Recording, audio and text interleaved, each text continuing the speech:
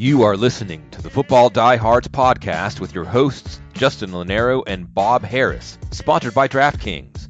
Sign up now using promo code DIEHARDS, DIEHARDS. Make a first-time $5 deposit, and you'll receive a free $3 ticket. Hello and welcome to the Football Diehards podcast. I'm your host, Justin Lonero, on Twitter at Justin Lonero, along with my co-host, Bob Harris, on Twitter at Football Diehards, along with our executive producer, Kyle Dvorchak, at FF Kyle the Kid on Twitter. Mr. Harris, what's going on this evening, sir? Oh, tons of stuff. Football Diehards site is rolling. The August update, the premium content. If you bought a magazine and you signed up for the free content, this is what you're getting. We're cranking out constant rankings, a constant stream of news. I'm doing, 50 to 100 of news updates every day. We have tons of tools, tons of new columns going on, podcasts, primarily this one going up constantly as well. So no end of fun and festivities there. This weekend I'm heading for Canton, Ohio to the Kings Classic draft put together by Ike Evans of Yahoo, our friend at Yahoo Noise, and Bob Lung from Big Eye Fantasy Sports. There will be a host of big name fantasy football type people there. I will be one of the lesser lights, and I will try to hold my own in a double session. It's a regular draft early, and it's followed by an auction draft, and so it will all be broadcast live on SiriusXM Fantasy Sports Radio. So you can listen in live. I think it starts at 1 p.m. Saturday afternoon, runs through 7 p.m. Saturday night Eastern times. So all kinds of that stuff going on. No end to the festivities for once the preseason cranks up, right? Kyle, you're going to go say what's up, right? Yeah, Bob will be leaving New Mexico. Is right, Albuquerque, Bob? It is, yes. Yeah, Bob will be leaving New Mexico and coming 5 minutes from my house. I will be sure to say hi to Bob. Might be a chance. Although I do want to appreciate the warning. Do want to get to a draft in Nashville. That's not more than a few hours from me. I'd love to see you there as well at some point. Yeah. But as you mentioned, we got preseason going, and since we last talked, as the preseason rolls on, most of the news is unfortunate. Starting with the Derius Guice ACL tear. Bob, who do you see stepping up for Derius Guice? Right. Look, it sounds based on what we had heard, prior to the injury. And nothing has changed since then. I'm going with Rob Kelly, no longer Fat Rob. He is now Fit Rob. Put himself in a good position for just this very circumstance. Chris Thompson's still going to be in the mix. I talked to Adam Kaplan from Sirius. He was at Redskins camp. We've heard Chris Thompson say, it's going to be till November before I'm 100%. According to Kaplan, not seeing that. He's seeing him, working fully, doing things. And maybe he won't be up to 100%, his old self until some point, but he's close enough that he's in the mix. I think his price is right. Rob Kelly's price is going to climb. Samaje Perine seems like the outlier here, but opportunities will be there. So maybe watch and see over the next couple of weeks. Right as of today, for me, Rob Kelly is the guy that's going to be the early down hammer. Rob Kelly, I think he is Fit Rob. I think he is the epitome of an NFL plotter, but I also think it's too early to rule out Samaje Perine. If you got an opportunity to see him at Oklahoma, share a backfield with Joe Mixon, he brings something, a little different to the table. And I think in small bursts we saw what he could do with the Redskins. And I am extremely optimistic to see a healthy Chris Thompson, just 27. He's only, 5'8", 191, so he's certainly not going to pick up with what Guice was expected to do.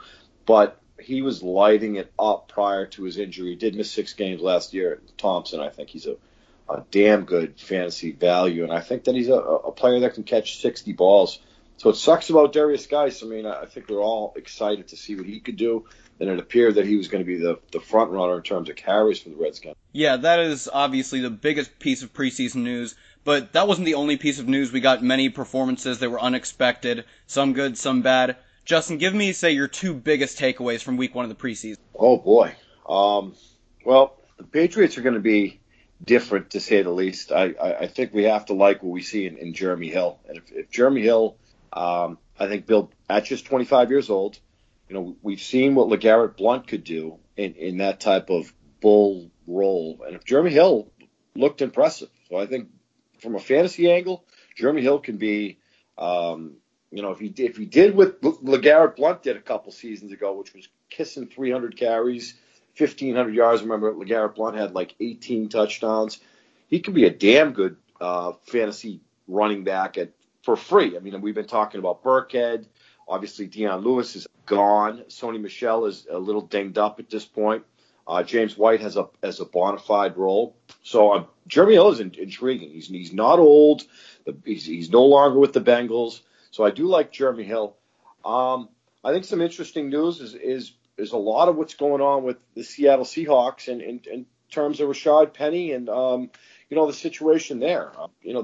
Bob told us that their jaws dropped in Dallas when Penny was taken round 1. But a lot of people in the industry seem to think that he is not going to be, the lead carrier week 1. And a lot of people think Chris Carson at 5'11", 218 could be the front runner. So it's kind of, you guys know I like to say ambiguous. I think Penny's going to have a large role from the get-go, but it's kind of cloudy, and it's a situation in Seattle where we haven't seen stability since Marshawn Lynch. But I'm interested to see Carson and Penny. But tonight, it sounds like it's Carson, which is kind of flabbergasting because they did go out and they grabbed. A lot of people say that they reached on Penny round 1. So a lot of things going on. There'll be more revelations in the next couple of weeks for certain. Yeah, I think Carson right now locked in as the starter. That can obviously change, and obviously will change. They didn't invest in that guy, Rashad Penny, the draft capital they did to have him learn for a year, but that's what Dan Graziano of ESPN would have us believe based on his writing. I think one that seems a little less obvious that might be passing people by is the Peyton Barber locked in ahead of Ronald Jones, who Dirk Cutter called average, while Peyton Barber, a guy that led the team in rushing last year, came out unexpectedly. He's another one of those guys that's leaned up this offseason, doing all the right things. So that's one to watch as well. I think the one that really struck my fancy, and I was talking to Evans earlier today, Brad Evans from Yahoo, I've mentioned I've just been a conductor on the Royce Freeman train. He's been the engineer, but it's happened, right? So if you're looking at all the rookie backs, to me right now, Royce Freeman, based on that performance, what we saw, not so much what he did, and it was good enough, but what Devontae Booker did, which was look just like Devontae Booker. I know guys can change, they improve, they work on their game, things get better. I don't see Booker being the lead back. Royce Freeman is the guy they brought in to be that guy. From right now, of the rookies, he looks the guy most on schedule to be what we hoped he would when the season opens. Some of these guys are going to take more time, whether it's Penny, Jones, and all the others. I think just for me, that looks good. And there's no shortage of storylines, but it's early. Week 3 will be the most telling, and we'll kind of bide our time and see what's going on then. Yeah, interesting.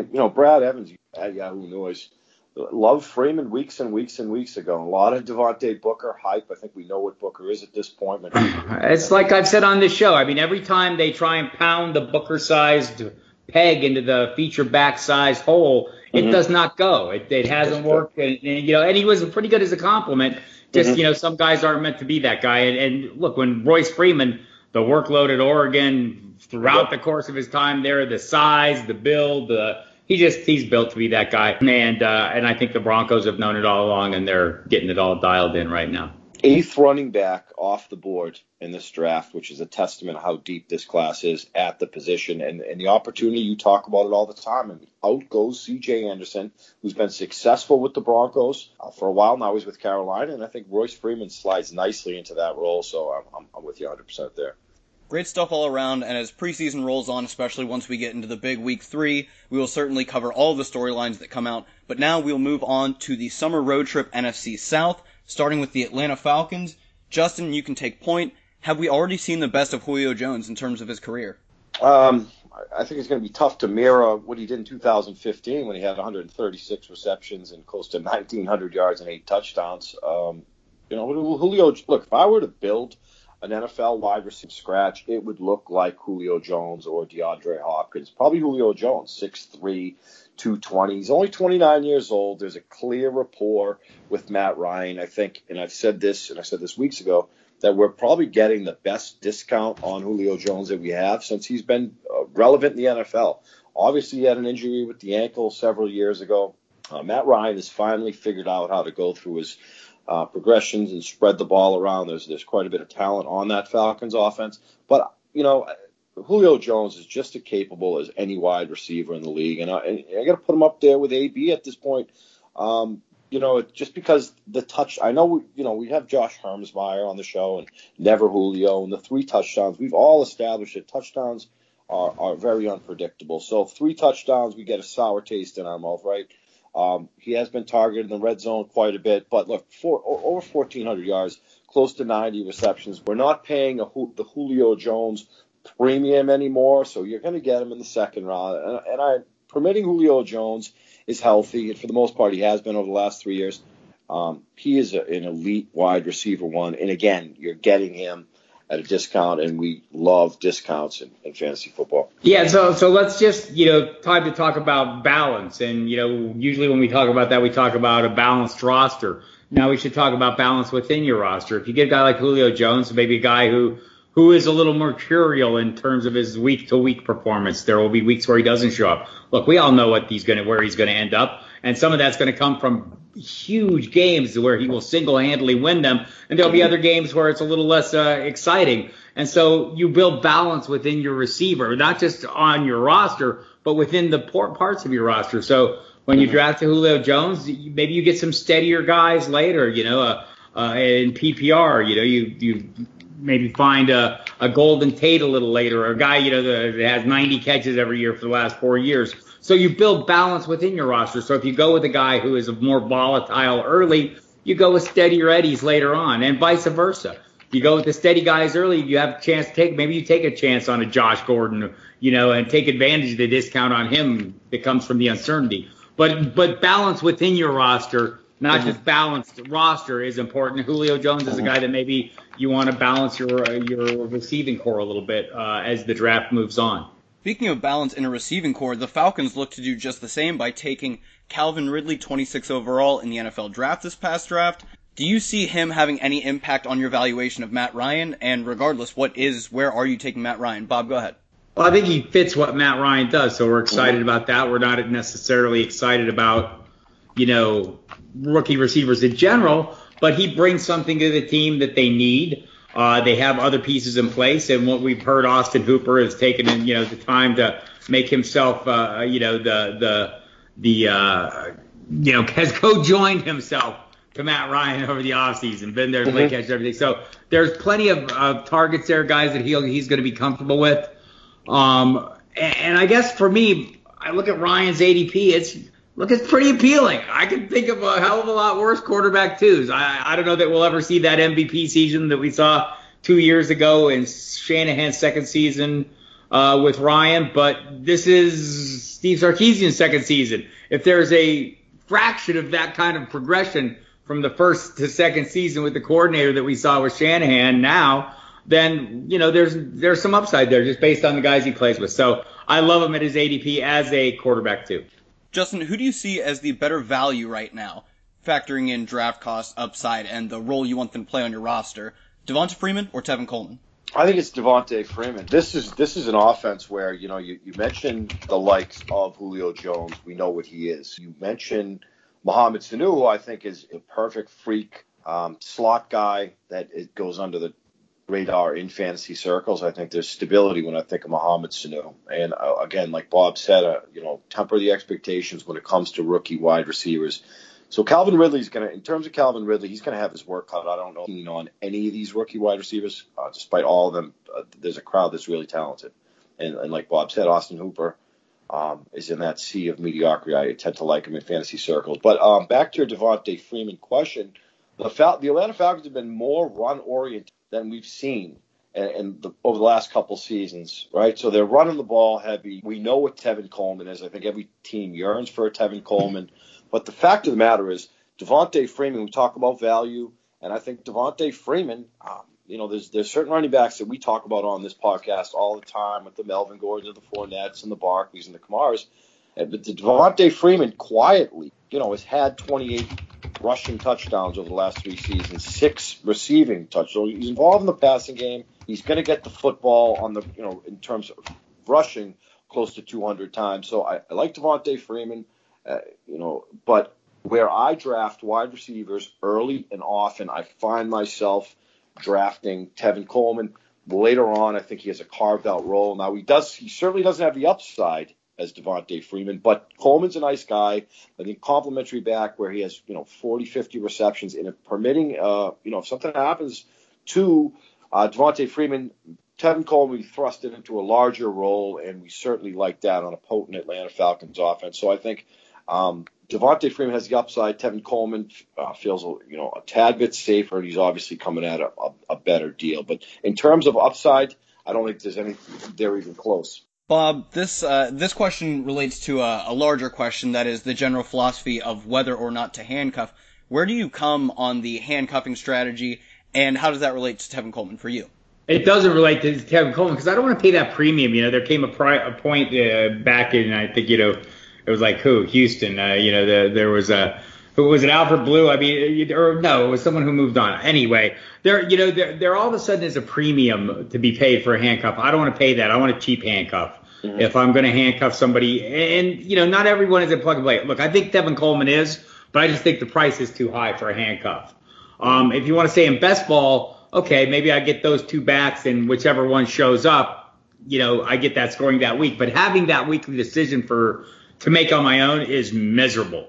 It's hellish. You will hate yourself. You will spend every Monday morning kicking yourself in the ass when you didn't make the right call. So, not that keen on it. And again, if he were cheaper, yes, he is a backup because he is a plug and play guy. But he just has enough standalone value that for me it's hard to justify that. When I look at handcuffs, maybe I'm going to start looking at the really cheap guy, like, if I get Todd Gurley, maybe I'm going to get John Kelly. Maybe I'm going to get Bo Scarborough if I get Ezekiel Elliott, and hope that that's how it plays out, right? Because, I mean, in both cases, there are veterans in there that maybe going to cut into some time. But for the most part, those guys look like they could be the plug and play guys, or maybe even, go lower and think Justin Jackson and for the Chargers. So that's my theory on handcuffing is I'll do it, but it better be damn cheap. I think it should be noted that Tevin Coleman, at just 25, he's 210 pounds. It's a contract year, so that proverbial carrot is dangling. There's an incentive, and we know all players tend to play in contract years. I mentioned that the Falcons are run oriented. To boot, Tevin Coleman got more carries in 2017 than he has in his whole career. So he's prominent in the red zone. We like that, and I think, that the sky's the limit. But the big thing for me is when you see a lot of these players hit, contract years, they want to get the football, they want to perform well, they're on that stage to get the big paycheck. So that's something that should be noted as well. Bob, was the Texans' name you were looking for Jonathan Grimes? He was one of them, but it was a guy that went on to play in Indianapolis. Who the hell was it? I don't know, but I'm really glad that I can't file taxes, but I have Jonathan Grimes stored back there. It's certainly a great use of the space that exists in my brain.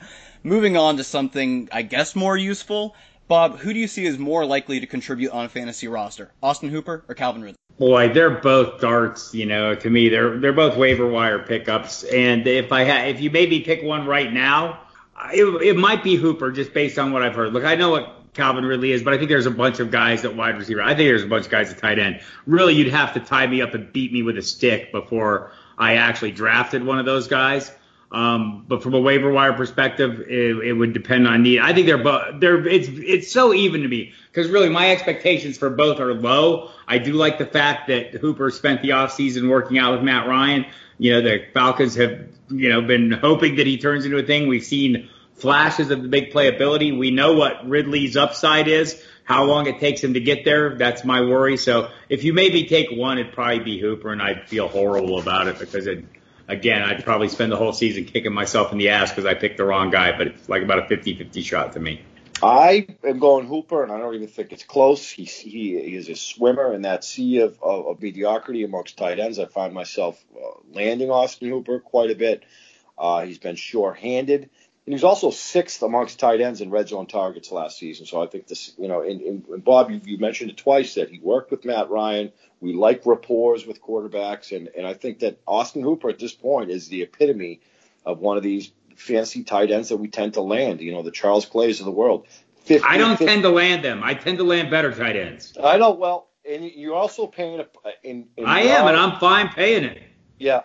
Like, I get it. The Kyle Rudolphs and the Jimmy Grahams and the Delaney Walkers, you're going to have to pay a premium for some of these players. But I think the ceiling is going to be, elevated for Hooper. But I think, he's a 50 to 60 reception tight end with close to 600 yards and 5 or 6 touchdowns, which is fine for me, because I think a lot of these tight ends, have those capabilities, and that's where it ends. Unless you want to pay, your Rob Gronkowski premium, who's dinged, or Travis Kelce. We don't know what Mahomes is going to do with him, and now Zach Ertz is not coming at a discount like he has in previous years. So, for me, it's Hooper, and it's not even close. All right, that can bring us to Carolina, with our first question being, is this the best receiving core Cam Newton has seen? And does that really make a big difference, considering that he has been primarily a rushing-fueled fantasy quarterback, or at least that's what sets him apart? Bob, go ahead. Well, right. It's interesting to see how this transition to the Norv Turner offense, can you, to paraphrase Emmitt Smith, can that leopard change his stripes? Can he become the accurate passer he's never been? Maybe so. Can they keep him from running? I don't know. There's a lot of questions. I still think the upside is there. I love the receiving core. I love all the weapons. I liked what I saw from DJ Moore in the preseason opener. If you made me draft a rookie wide receiver right now, he looks like my guy. Mm-hmm. I've not been a big McCaffrey guy, but just, eyeball test on the, on the briefly. See, I could kind of see this working out well. I mean, not going to get all the touches they said, but in Newton's case, yeah, I do like him just because that rushing component. Now, if you're in some kind of scoring system where it's, 6 points per TD passes and points per completion and all those things, maybe he devalues a little bit. But in a regular scoring system for quarterbacks, especially if it's 4 points for passing and 6 points for rushing TDs, I'm all in on Cam. I think the price is right, and I think I think maybe he can be a blend of what Norv Turner wants him to be and what he is. And for fantasy owners, I think that'd be ideal. I'm not saying he's the ideal NFL quarterback, even though he's just, he's played at an MVP level. But I think he is a fantastic fantasy quarterback, something that Brad Evans talked about when I talked to him earlier as well. He loves Cam Newton. Look at his Twitter. I'm sure he'll be talking about it. But yeah, I do like him, and I think the price is right. If I don't want to, I think if you're taking a shot on guys like Watson and Wentz, who are certainly less proven, you can wait a little longer and get much greater value from a Cam Newton. Yep. I would definitely agree. And I think that the Wentzes and the Watsons have kind of overshadowed what Cam Newton is. And we know what Cam Newton is at this point. Led the team in rushing yards last season, 754 rushing yards. And to your question, Kyle, I mean, this is a good wide receiving core. Of course, Steve Smith has been gone. So, but I think that they went out. They drafted DJ Moore, round 1, out of Maryland for a reason. 5'11", 215.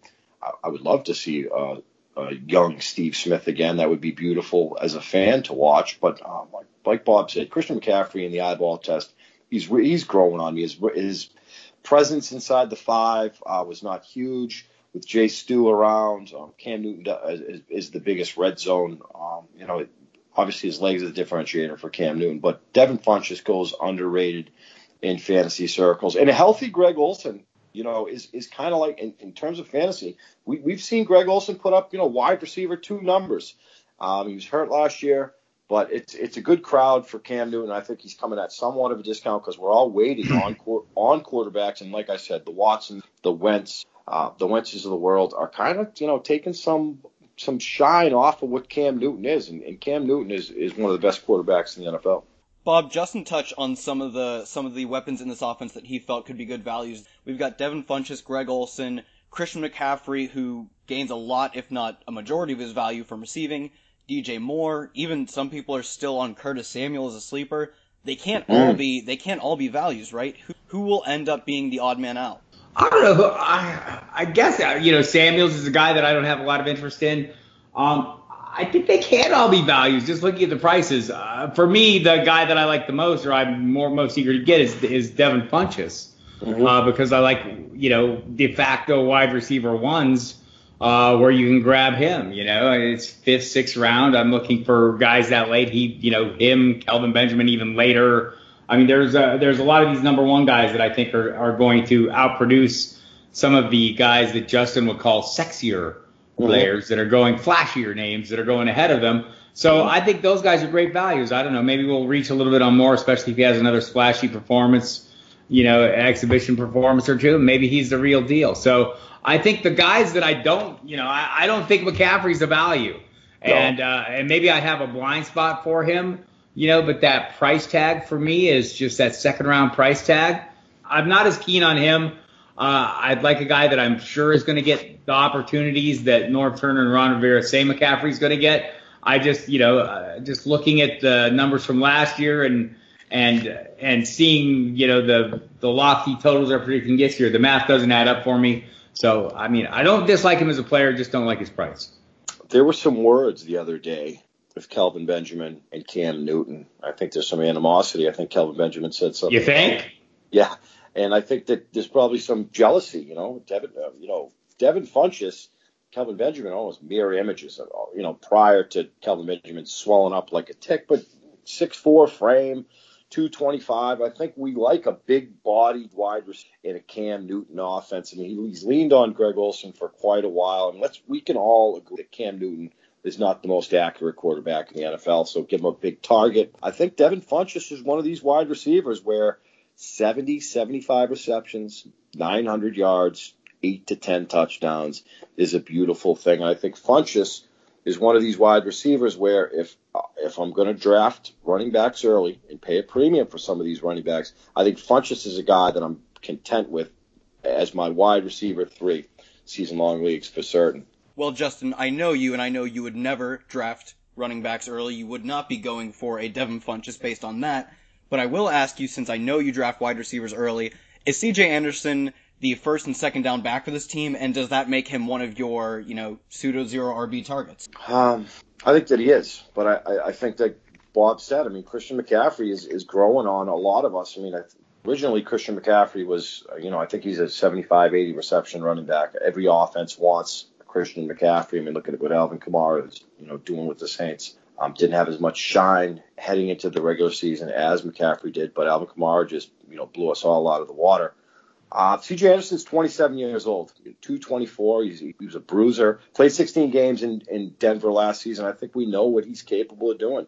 And, if C.J. Anderson comes in and plays the Jonathan Stewart role, then look, it's Riverboat Ron. I think C.J. Anderson's one of these guys, kind of like an Isaiah Crowell, that can have 225 carries, probably 800, 900 yards. And we love that, right? If we're drafting wide receivers early. Are the Carolina Panthers going to use Christian McCaffrey as a bell cow? I don't think. I think, Christian McCaffrey is a monumental investment for this operation.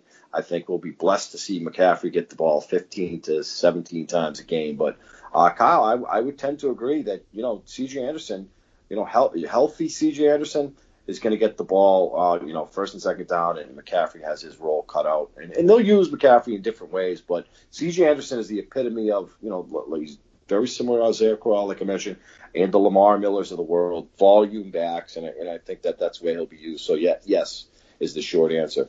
Bob, where do you fall on the C.J. Anderson-Christian McCaffrey dichotomy? I have more C.J. Anderson than I do Christian McCaffrey. And, the price is the reason. The price is righter.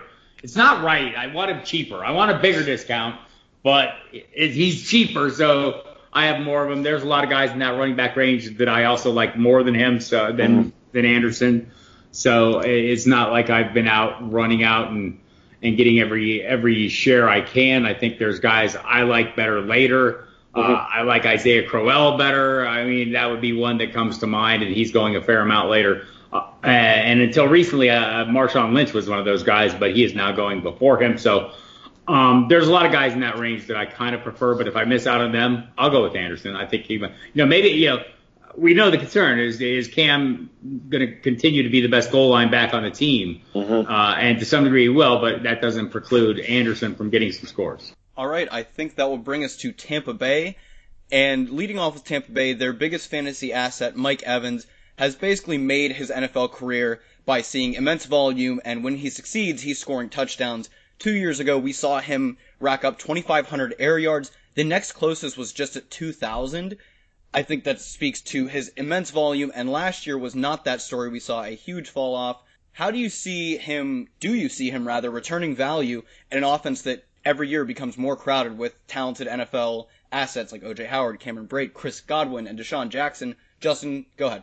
So kind of like Julio Jones, I mean, the touchdowns have been up and down, but we saw what Mike Evans, was capable of doing in 2016, 96 receptions, over 1,300 receiving yards, 12 touchdowns. I mean, that is an enormous year. I mean, that's what we want when we're paying a premium for a wide receiver. And we're no longer paying the premium that we had to pay a year or two ago for Mike Evans. So he's going to dip into the second round, and you're going to have Mike Evans as a top 10 fantasy wideout.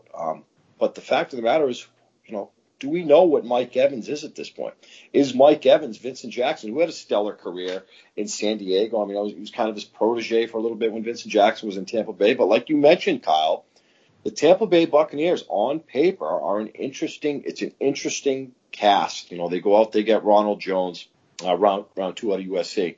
So they yearn for balance in that backfield. And Bob mentioned Peyton Barber being the lead guy, right? But Deshaun Jackson, has aged pretty well, so he has a role cut out. And the Chris Godwin drum has been beat over the last 6 to 8 months, and everybody wants to see more of what Chris Godwin has. And the reality is Adam Humphries had 61 receptions last year, so Humphries is going to have a role.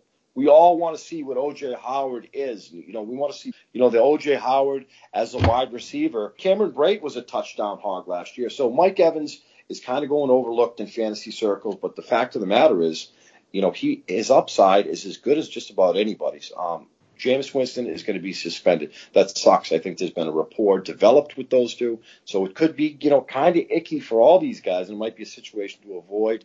But where we're going to be a DFS show in season, there's going to be a piece of that offense we're probably going to want week 1. And I think Mike Evans is one of these players. His ceiling is enormous. But at just 25 years old, we really don't know what Mike Evans is yet, and I'll be curious to see what he can do in 2018. Yeah, don't freak about the whole quarterback thing. Ryan Fitzpatrick knows which side his bread is buttered on. I think at the 3 games they played together, it was 6, 10, and 12 targets. Mm-hmm. Look, you're looking for guys that are falling down in price a little bit. He is one of those wide receivers that if you take a little, maybe go. You can get him at a reasonable price, and I'm okay buying at the price he's going at right now. All right, moving on. Short and concise there on Mike Evans. Yeah, you can tell I wasn't ready for the next question yet, because I was like, we'll give Bob a few minutes. I'll look up. Well, I guess anytime you're getting, it's not, not normal, but at the end of the round 2, it's not impossible for him to slip into the early round 3. For me, that's starting to look like, like must-have territory. So yeah, I like that. And he does not have, Mike Evans at this point in time does not have the allure as, say, obviously a Keenan Allen, who's the primary pass catcher with the Chargers, or an A.J. Green, who we know is a bona fide stud in Cincinnati, and Devontae Adams in Green Bay, and Doug Baldwin in Seattle. Obviously Michael Thomas in New Orleans. So he's in a more crowded spot, so I think he's going to be overshadowed. But certainly in DFS circles, there's going to be weeks where we're going to love Mike Evans. All right, now we can move on to Chris Godwin. I think another guy that the hype starts to build around, like Justin, you said, that the more we see of him preseason and training camp, this drum is going to get beat. But Bob, will this drum get beat to death? Will Chris Godwin just the hype become too real and the value go away? It hasn't yet. I think, maybe it will grow a little bit. It's still pretty appealing to me when you look at where he's going in drafts. Look, I say this all the time. I'm drafting almost any starting wide receiver, in the 14th round. If he's an NFL starting receiver and I see him there in my draft, that late in the draft, I'm drafting him. Period. Everyone's going to be going for the Michael Gallups. Look, I'm not saying Michael Gallup's not going to be good. I don't know, but I know that, and his role is undefined. I want a defined role, and I think Godwin right now has that. Right. And while he's still cheap, I am buying some of that. Justin, you have bemoaned the state of the tight end position, saying after you get past the first few guys, it is, as you say, the sea of mediocrity. So who are you taking out of the 2 tight ends this team has to offer, O.J. Howard or Cameron Brate? I think it is a legitimate coin flip at this point in time. They draft O.J. Howard really early. Actually round 1 last season with Evan Ingram and David Njoku. So 3 tight ends won the draft last season, round 1. He looked like that shiny new toy. 6 touchdowns, was used in the red zone, but here's Cameron Brate. Jameis Winston has a rapport with inside the red zone, and they sign it. They throw quite a bit of money at Cameron Brate. So it's a cloudy tight end situation. I think there's going to be weeks where one guy does his thing and the other guy kind of goes away. We talk about all these weapons, but it is a legitimate coin flip. And while I'm optimistic about O.J. Howard's career in the NFL, again, the shinier toy, it's one of these situations where it might best be served to avoid it. Right. Over the last 2 seasons, only 2 tight ends have more touchdown catches than Cameron Brate. Mm-hmm. That'd be Jimmy Graham and Kyle Rudolph. So, and if you look at the relative price, look, I realize that it gets a little dicey because Howard is coming on and the Buccaneers love what he's doing. He's a better blocker. Mm-hmm. But again, Justin said they paid Brate to keep him around, paid him good money to keep him around. So he's the cheaper one. If I have to take one, I'm taking the cheaper one. And the fact that he happens to be a solid touchdown scorer gives me a little bit of comfort as I do that. All right, moving on to the backfield, because I think this is one place where making the right call can really reap fantasy value. Justin, who are you taking here? The rookie stud running back Ronald Jones, or the incumbent veteran who Dirk Cutter is saying is their starter right now in Peyton Barber? Peyton Barber's only 24 years old, 225. But it is interesting that they drafted Ronald Jones round 2. I think that, in your position groups, and I think Jones is a great upside play just given his skill set, but you better have some steady guys ahead of him that you can count on early in the season because you need to win those games as well. Justin, bring us to a close on the Buccaneers. What are you doing with Jameis Winston considering his suspension? You're going to be holding him as a dead roster spot for a few weeks, and then you finally get to play him. How do you handle this situation? You avoid it. Unless I can get him for a real good cost in a super flex league. I mean, he is a monumental headache, and I think that the Bucs are going to kick themselves for not drafting Marcus Mariota over him. I mean, this is a guy with clear character issues, the world by the cojones, a plethora of talent around him, and he just can't seem to make the right decisions. I mean, prior to this suspension, I think a lot of people are optimistic about Jameis Winston. I mean, he's going to throw the football a ton. 4,500 yards potentially, but where he's going to miss a few games, you're going to drop him back. And as we all know, the quarterback position deep in fantasy circles. So there's no way in hell that I'm touching him if I don't have to. And there's probably at least 15 to 18 quarterbacks that I'm going to take over him tonight. So I'm going to avoid him.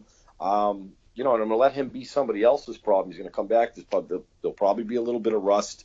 Again, we're going to talk DFS prices, DraftKings prices during the regular season. There's going to be weeks where we're going to love Jameis Winston, and we're going to pair him up with Mike Evans or an O.J. Howard or a Godwin. But, he's a liability, and he's certainly a fantasy liability at this point. I have no interest in Jameis Winston. All right, moving on to the Saints. Bob, you can take point on this. How much, if any, of a return to form can we see from Drew Brees? Last season, arguably his worst as a New Orleans Saint. What do you expect coming this season? Or was it his best? I mean, they had some success on the field. Look, he did what they need him to do. He will continue to evolve as well. We know I still think the other Drew Brees is there, mm-hmm. And if they need him, he can emerge from his hiding place. I just don't know that they will, and maybe we'll see that a little more early on without the two-pronged attack at running back with mm-hmm. Mark Ingram sitting out the first month. I'm worried can they keep going with that rushing attack? But the other side of that coin is their defense got a lot better, and that makes it a little easier to go with that rushing attack. And I think they've maybe added to that defense a little bit. So yeah, I think this is a year that probably I'm not going to be heavily investing in Drew Brees just based on what it looks like they'd like to do and how they're built, the Saints. And we saw it last year. We'll see if early in the season Alvin Kamara gets a bigger workload or not. But they have other bodies there, so. I think the plan is the same. We all know what happens when you have a plan. It changes when you get punched in the nose. And Brees is capable. So I just think, he's still being drafted, in that upper half. So I think there are quarterbacks that go way later in the draft that I'm much more comfortable in terms of what their workload's going to be, not necessarily how well they're going to play. I think Drew Brees is going to still be a great quarterback just maybe a great quarterback who doesn't throw the ball as much as he had up to this point last season. In his relationship with Sean Peyton, he had been gold. The offense changed, and I don't know that I see reason to believe it's going to change back this year. Yeah, and you know something. It's interesting when we talk about Drew Brees. Arguably the best fantasy quarterback in history. Drew Brees, you knew what you were going to get out of Drew Brees. He still has weapons galore. He posted his lowest touchdown output since 2007, but led the league in completions and completion rating. We talked about the Falcons earlier in the show, and their identity has somewhat changed with Tevin Coleman and Devontae Freeman pounding the football. And we saw a little bit of that we saw a lot of that was last year with Mark Ingram and Alvin Kamara. I mean, just a team that was their go-to. And we haven't seen that with the Saints. Running the football, and although I think obviously Mark Ingram's suspended, so they're not going to be able to sustain what they did last year. But Drew Brees is Drew Brees, right? Still talent galore surrounding him. You're not paying the Drew Brees premium that we had to pay for so many different years. And I think that there's going to be weeks where we're going to love him in DFS, and we're certainly going to love him rounds. I mean, where can we get him tonight in a redraft or best ball? I mean, you're getting him right around rounds, I want to say maybe 9. He's going to be 40 years old. So Father Time is not on Drew Brees' side, but I'm fine with Drew Brees. I think we know what we're getting out of Drew Brees. It's not going to be what we got years ago, but it's still going to be pretty consistent. Somewhere Peyton Manning and Dan Marino are chuckling at Justin Lonero. Yep. All right. Moving on, we've got their lead receiver, Michael Thomas, really had his best NFL season last year of the two he's been in, broke out in an even larger sense compared to his rookie year. But the one thing we missed out on a little bit was, at least beyond expectation, was touchdowns. Do you think those touchdown numbers can come up? And do you see Michael Thomas having any potential to break into the first tier of receivers? Yeah, I think he's right there as it is, in terms of what his skill set is. And look, maybe they don't throw as much, but they still throw. And Michael Thomas is going to be that guy, right? Look, I think touchdowns are the most volatile thing we're trying to predict. We're trying to come up with touchdowns. The targets will be there. I just think you look at a guy with that 104 catch season last year, 1,200 yards. I think we're not draft. I guess that's I guess I could sum this up easily in my fatigue haze condition and say we're not drafting him at a ceiling right now. And so I do think there's room to grow, just given the touchdowns alone. I was just going to touch on Thomas real quick, and I think any way you carve it, I think a top 5 or 6 fantasy wideout at this point. Anytime you're talking about a Drew Brees offense, you're going to love that. I mean, we loved Marcus Colston for a long time in New Orleans. And I think Michael Thomas is the modern day Marcus Colston for Drew Brees. I mean, until Drew Brees retires, he's going to do his thing. He's not gunning it the way he used to. Father Time, again, is caught up to him. But I think we would be foolish to think that Michael Thomas is not a 5 or 6 wide receiver. In fact, I'm going to take him over A.J. Green. I'm probably going to take him over Devontae Adams at this point. He's definitely in the Julio Jones, right? He's right after the A.B. Nuke Beckham range. And there's going to be people in this industry that are going to have Michael Thomas in front of Julio Jones at this point, because I think Michael Thomas is somewhat of a model of consistency at this point. I feel comfortable drafting Michael Thomas over some of these other wide receivers that I just mentioned. Justin, give me your take as to who you see filling in as the second receiver opposite Michael Thomas. We've got Cam Meredith, Traquan Smith, Ted Ginn. And if they do end up filling that role, how fantasy viable will they become? Well, what's interesting, Cameron Meredith is dinged, for one thing. I think the expectations are high. We saw in a small glimpse what Cameron Meredith was capable of doing in Chicago with the Bears, and everybody was happy that he was going to be on a Drew Brees offense on a fast track. The reality of the situation is Ted Ginn is in the equation. As bad as his hands are, and I think I used to think Ted Ginn is a special teams player, right? He's a burner, and his hands were just terrible. But he's been pretty good. We've seen him do pretty good things with Cam Newton, so that's interesting. But what's even more interesting is that the Saints draft Traquan Smith round 2 out of UCF, and he's a talented kid, gentlemen, 6'2". So I wouldn't be the least surprised if it's Smith, as the number 2 option for Drew Brees. But what's also interesting is they draft an elderly Ben Watson as their tight end, who this man had close to 70 receptions last year. So for me, it's Smith from a wide receiver standpoint. It'll be interesting to see what happens with Cameron Meredith's health. I think we're all eager to see what Meredith can do, and Ted Ginn has been solid, but I am really intrigued by the addition of Traquan Smith, who they drafted round 3. Bob, bring us home. How do you see this backfield shaking out? And we saw the Alvin Kamara hyper-efficient season last year. Does the volume come in enough to balance out what we can expect as reasonable regression? And with Mark Ingram's suspension, do you think that is being factored in too much to his ADP right now? Is that the burning house you're willing to storm into to carry out value? Yeah, I'm looking at other guys. Honestly, I think the price is crazy high. Look, maybe he can duplicate that, and my asbestos suit will sit here smoldering in anger. I think the plan is, talked to Jeff Duncan yesterday from the New Orleans Times-Picayune. He thinks it goes right back to plan A. As soon as Mark Ingram's back, he's the lead guy. Kamara does his Kamara thing.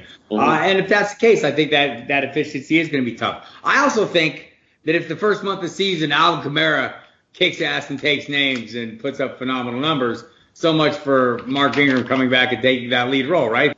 So some of this is going to depend on how capable Kamara is of putting up those kind of numbers.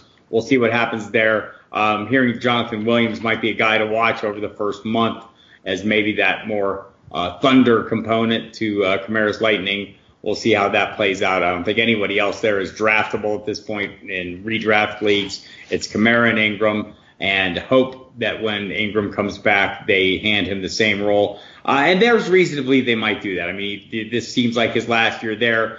They're paying him. Might as well get the most out of him. The Mike Tomlin, let's run the wheels off this guy kind of thing, which is, something that he did with Willie Parker and said as much. I think maybe we'll see a similar effect, unless Alvin Kamara is going crazy to open the season that first month. I mean, to believe he can be as efficient, be as productive with his touches, with a lot more touches. I mean, the Saints have said they don't want to do that. I'm telling you, if he's doing something with the touches, that will change quickly.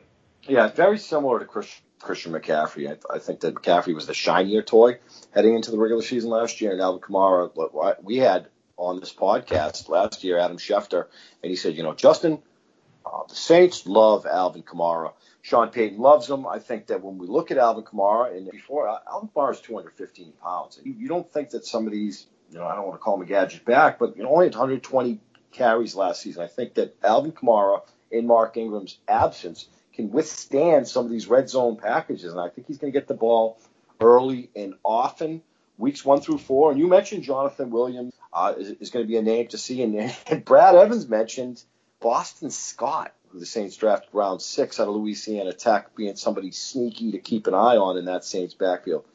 Cloudy for the first 4 weeks outside of Alvin Kamara, but I think that Alvin Kamara, if he's getting the football 20 to 25 times the first 4 weeks, I mean, you can, good riddance Mark Ingram when he comes back. I mean, you're going to want to preserve this kid Kamara, but I think he's big enough. I think he's big enough to withstand 20 carries, and they're going to, if they're going to the ground like they did last season, wow, because he's certainly a special player.